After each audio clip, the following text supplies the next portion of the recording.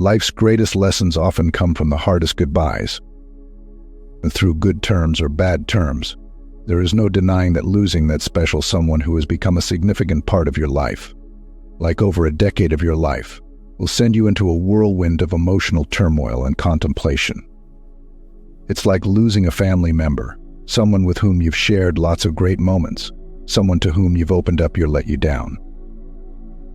That moment when it all comes crashing down and you both have to walk a different path feels unjustified and unfair.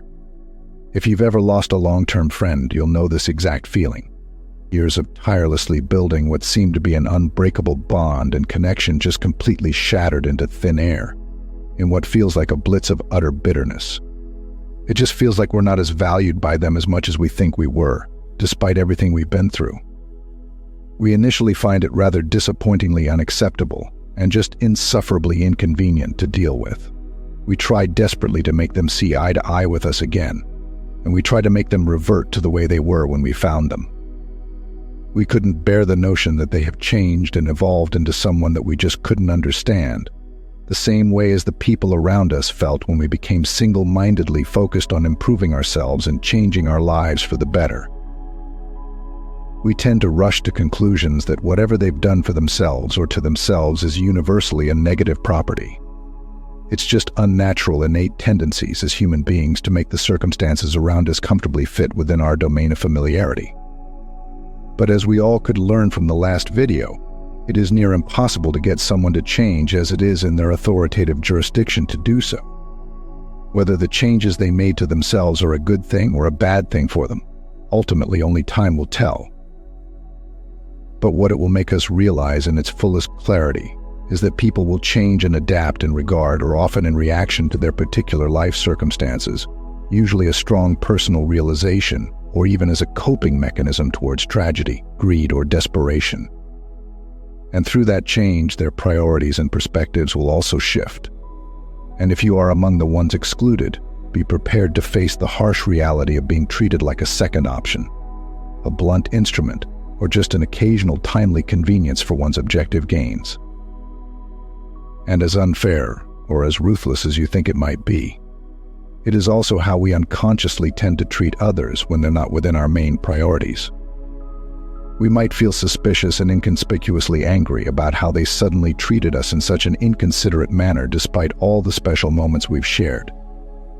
But we also have to try to put ourselves in their shoes and try to understand as best as we can what got them to make all these significant changes in the first place. As much as we think that we know someone inside and out, we will never know what's going on behind the scenes with their lives or underneath their true intentions until we witness their actions and behaviors firsthand ourselves. And behind every major action and behavior, there is always a personally significant motive, or several motives being at the center of their attention. We may not get a direct answer from them, and they might still keep everything under wraps to avoid hurting our feelings or ruining their reputation despite us calling them out. But rest assured, whatever motives they have were certainly not a part of them, or were just a mild convenience for them to take advantage of.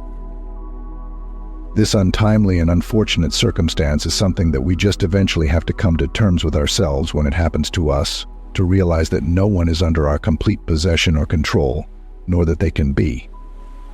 People come and go, and that is just a part of life. They may stick around, and they may not. They may come back, and they may not.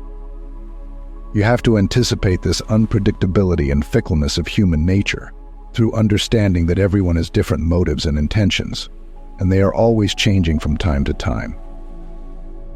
And if by any chance they stick around us and stick around close, it's because they chose to.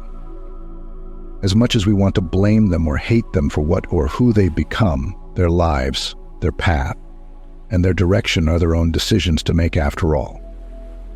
And it is fully within their rights to make, even if they are as shockingly unfair as to not involve us in them. It's their choice. The worst thing that we can do to deal with this is to plunge ourselves deeper into further emotional turmoil, trying desperately to change someone to whom they could never be to us anymore, or drag ourselves through an endless moral and ethical roller coaster ride of what's right and wrong. The best thing that we can do is wish them the best and move on with our own chosen path. Separation is never easy to personally deal with, regardless if it is a good separation or a bad separation. But it is undoubtedly inevitable with every single person that we encounter or that we regularly hang around with. It is just one of the laws of nature that you can't change nor deny its existence and eventual occurrence.